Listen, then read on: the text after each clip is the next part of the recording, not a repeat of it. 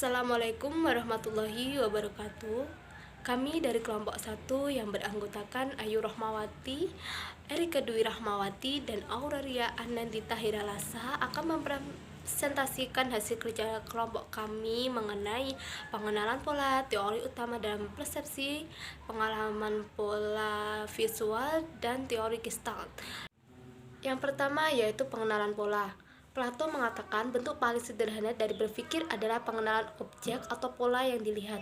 Pengenalan pola adalah pengenalan dari penyusunan stimulus sensoris penginderaan manusia sebagai alat pengamat objek. Yang kedua yaitu teori utama persepsi. Yang pertama yaitu teori persepsi konstruktif. Dalam persepsi konstruktif, perseptor membangun pemahaman kognitif dari suatu stimulus. Konsep yang mempersepsikan dan proses kognitifnya mempengaruhi apa yang dilihat. Persepsi menggunakan informasi sensoris sebagai dasar untuk struktur, tetapi juga menggunakan sumber informasi lain untuk membangun persepsi. Beberapa peneliti telah menunjukkan bahwa dunia tidak hanya mempengaruhi persepsi kita, tetapi dunia yang kita alami sebenarnya dibentuk oleh persepsi kita. Persepsi adalah timbal balik dengan dunia yang kita alami. Persepsi mempengaruhi dan dipengaruhi oleh dunia saat kita mengalaminya. Dalam contoh tanda berhenti, informasi sensoris menyiratkan bahwa tanda itu adalah makna yang kurang dari bermacam-macam konsonan. Namun, pengetahuan kita sebelumnya mengenai tanda tersebut memberitahu kita sesuatu yang penting, bahwa tanda bentuk dan warna ini dipasang di persimpangan jalan raya dan berisi 3 huruf ini. Dalam urutan ini mungkin berarti bahwa Anda harus berhenti memikirkan huruf-huruf aneh.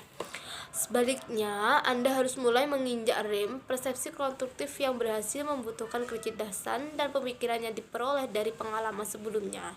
Sudut pandang persepsi konstruktif menunjukkan hubungan sentral antara persepsi dan kecerdasan. Yang kedua yaitu teori persepsi langsung. Menurut teori persepsi langsung Gibson, informasi dalam reseptor sensoris sekitar termasuk konteks sensoris adalah semua yang kita butuhkan untuk merasakan apapun. Karena lingkungan memberi kita semua informasi yang kita butuhkan untuk persepsi.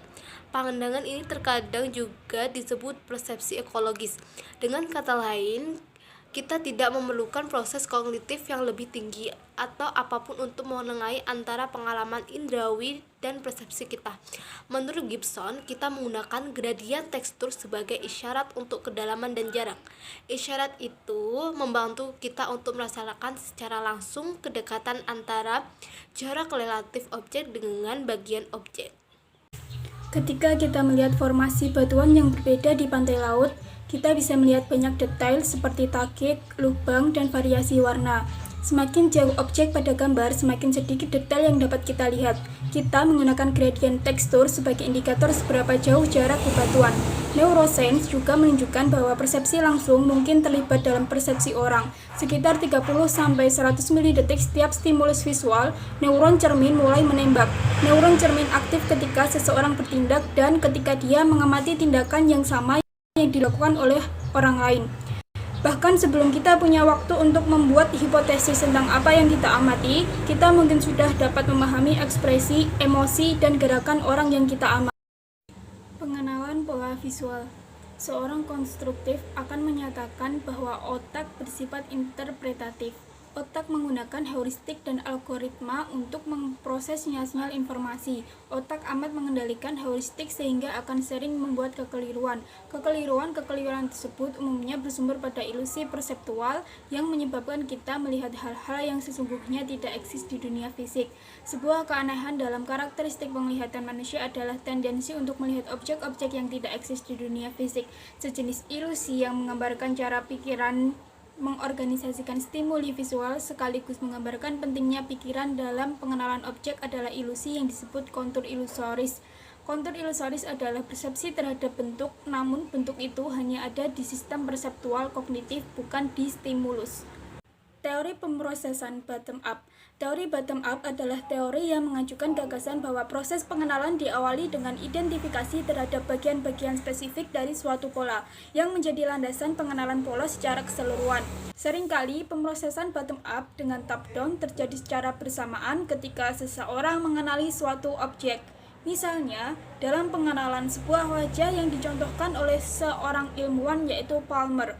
Meskipun tampilan tersebut dapat dikenali apabila tampilan dilengkapi dengan informasi yang jelas dan detail, namun bentuk-bentuk tersebut menjadi konteks yang jelas bila ditempatkan dalam konteks yang jelas. Menurut Palmer, ekspektasi memiliki peran yang penting dalam pemrosesan. Menurut Palmer, apa yang baik dalam pemrosesan? Seseorang hanya menggunakan model pemrosesan bottom up atau top down saja, maka akan muncul yang namanya parsing paradox, yaitu kesulitan-kesulitan yang dijumpai ketika dalam pemrosesan. Seseorang hanya menggunakan pemrosesan bottom up atau top down saja. Dalam konteks pengenalan pola dalam kajian psikologi kognitif, template merupakan sebuah konstruk yang ketika konstruk tersebut dicocokkan dengan stimulus sensorik yang diterima, maka akan terjadi pengenalan terhadap objek. Teori pencocokan template merupakan teori tentang cara otak mengenali sebuah pola atau objek. Teori ini mengeluarkan gagasan tentang pengenalan pola dalam psikologi kognitif bahwa dalam perjalanan hidup individu telah membentuk template dalam jumlah yang besar. Kemudian semua template yang telah terbentuk terasosiasi dengan sebuah makna yang spesifik. Kelemahannya adalah bahwa teori pencocokan template hanya akan terjadi bila objek yang diidentifikasikan sama persis dengan representasi internal atau sama dengan karakter yang disimpan dalam memori. Apabila ada sedikit perbedaan, maka akan terjadi kesulitan dalam proses pengenalannya, atau seharusnya objek tidak dapat dikenali. Kemudian kekurangan yang lain yang juga sebagai kritik adalah apabila teori pencocokan template ini benar, maka otak akan menyimpan berjuta-juta template, bahkan lebih agar otak mampu mengidentifikasi template dengan karakter pola baru yang dilihat oleh mata. Kelebihan dari teori pencocokan template adalah peran otak jelas agar mampu mengenali suatu pola ataupun mengidentifikasi pola baru yang dilihat dengan template. Otak harus membandingkan dan mengidentifikasi apakah karakter pola yang dilihat sama dengan template yang seharusnya diarsipkan di otak. Otak kita harus menerjemahkan seluruh informasi pola tersebut. Pendekatan teori lain tentang pengenalan suatu pola adalah teori pencocokan prototip. Pencocokan prototip lebih dari sekedar bentuk spesifik dari suatu template atau bahkan membentuk beragam fitur yang akan kita identifikasikan. Kita akan menyimpan sejumlah pola abstraksi dalam memori dan abstraksi tersebut berperan sebagai suatu prototip. Sebuah pola yang akan diindrakan selanjutnya dibandingkan dengan prototip dalam memori. Jika ada kesamaan, maka pola dapat dikenali. 4. Teori Gestalt. Para psikologi Gestalt mengajukan argumen bahwa manusia membentuk ilusi subjektif karena adanya tendensi untuk melihat figur sederhana dan familiar dalam wujud yang baik, utuh, lengkap. Gagasan ini dikenal sebagai hukum Pragnas dan dianggap sebagai hukum utama persepsi Gestalt. Cara mengorganisasi dan mengklarifikasi stimuli dipelajari oleh para penganut psikologi Gestalt selama awal abad ke-20.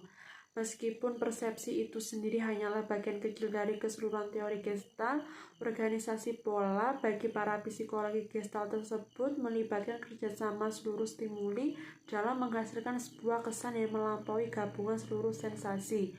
Beberapa pola stimuli menurut Max Wertheimer 1923. Pendiri aliran Gestalt tampaknya diorganisasikan secara natural atau secara spontan. Beberapa hukum Gestalt yang lain meliputi sebagai contoh hukum keterdekatan, hukum kesamaan, hukum penutupan, hukum simetri, hukum kontinuitas, dan hukum nasib.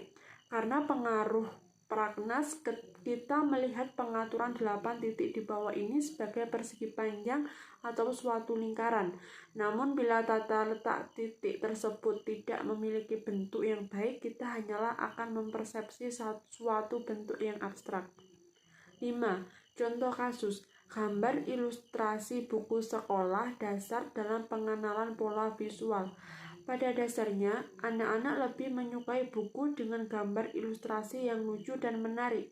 Gambar ilustrasi dalam buku SD merupakan salah satu faktor persepsi dari luar, sehingga gambar ilustrasi secara langsung mempengaruhi persepsi struktural anak SD dan merangsang sistem syaraf melalui stimuli fisik dengan melihat gambar ilustrasi tersebut.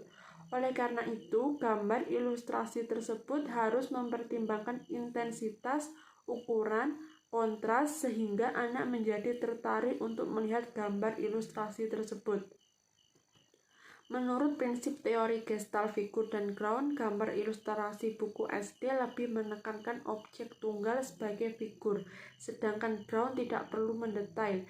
Gambar figur dengan merupakan gambar primer sebagai pusat perhatian yang berwujud dan berada di depan serta kontras dengan latar belakang dan menonjolkan diri.